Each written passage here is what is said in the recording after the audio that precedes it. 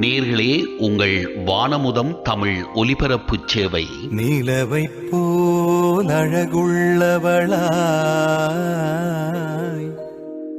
கதிரவனைப் போல் ஒளியுள்ளவளாய்,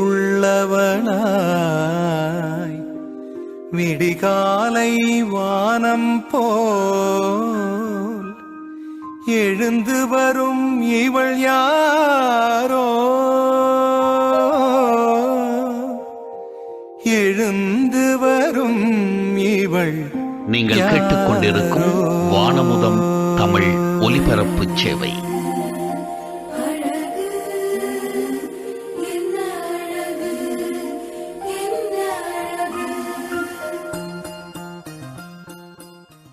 நேர்களே, இன்றைய சிந்தனைக்காக கோபி சரபோஜி அவர்களின் நீதி கதைகளில் இருந்து நான் எடுத்து வருவது எது கர்மயோகம். மகாபாரத போரில் அர்ச்சுனனின் தேருக்கு சாரதியாய், அதாவது தேரோட்டியாய் இருந்து செயல்பட்டார் கிருஷ்ணர். ஒவ்வொரு நாளும் போர் முடிந்து பாசறைக்கு திரும்பி வந்ததும் அர்ச்சுனன் தேரிலிருந்து இறங்கி நேராக வீட்டிற்கு சென்று விடுவான். ஆனால் கிருஷ்ணர் குதிரைகளை தேரிலிருந்து அவிழ்த்து விட்டுவிட்டு தேரை அதற்குரிய இடத்திற்கு தள்ளிச் சென்று நிறுத்துவார். பின்பு குதிரைகளை குளிப்பாட்டி அவைகளுக்கு தீனி வைப்பார். அவைகள் சாப்பிடும் வரை அருகிலேயே இருந்து காத்திருந்து பின்பு குடிப்பதற்கு தண்ணீரும் வைப்பார். குதிரைகளை அதற்குரிய இடத்தில் கட்டிய பிறகே வீட்டிற்குள் வருவார். கிருஷ்ணர் தினமும் இப்படி செய்வதை கவனித்த அர்ச்சுனன், கிருஷ்ணா, நீ ஏன் இந்த வேலையெல்லாம் செய்கிறாய்?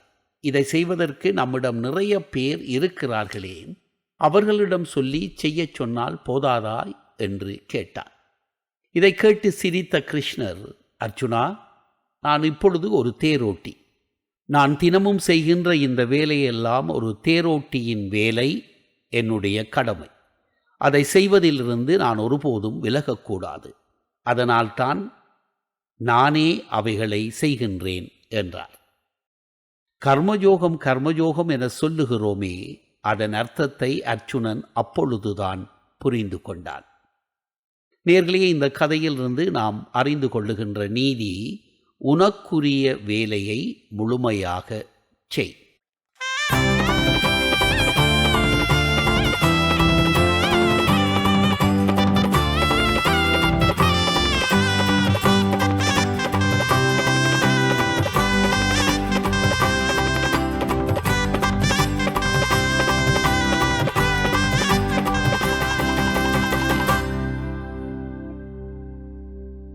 சரி, தொடர்ந்து சிரிக்கவும் சிந்திப்பதற்குமாக ஒரு கதையை நான் எடுத்து வருகிறேன். வெள்ளரிக்காய் திருடன். ஒரு காலத்தில் ஒருவன் வெள்ளரிக்காய் திருடுவதற்காக தோட்டத்திற்கு சென்றான். ஒரு மூட்டை வெள்ளரிக்காயை பறித்து கொண்டு போய் விற்றால் பணம் கிடைக்கும். அந்த பணத்தில் ஒரு கோழி வாங்குவேன் என்று எண்ணமிட்டான். மேலும் அவன் யோசனை செய்தான். அந்த கோழி முட்டைகளிடும், அவைகளை அடை காக்கும், குஞ்சுகள் பொரிக்கும், கூட்டம் கூட்டமாய் குஞ்சுகளை வளர்ப்பேன். பிறகு அந்த கோழி குஞ்சுகளை விற்று ஒரு குதிரை வாங்குவேன். அந்த குதிரையும் குட்டிகளேனும், அவைகளையும் வளர்த்து விற்றால் ஏராளமான பணம் கிடைக்கும் என்று எண்ணினான். மேலும் அந்த பணத்தை கொண்டு ஒரு வீடும் தோட்டமும் வாங்குவேன். அந்த தோட்டத்தில் வெள்ளரிக்காய் கொடியை பயிர் செய்வேன். வெள்ளரிக்காய்களை எவரும் திருடாதபடி காவலுக்கு ஏற்பாடு செய்வேன். முரட்டு காவல்காரன் ஒருவனை நியமிப்பேன். அடிக்கடி நானும் தோட்டத்திற்கு வந்து, யாரடா அங்கே, ஜாக்கிரதை என்று கத்துவேன்.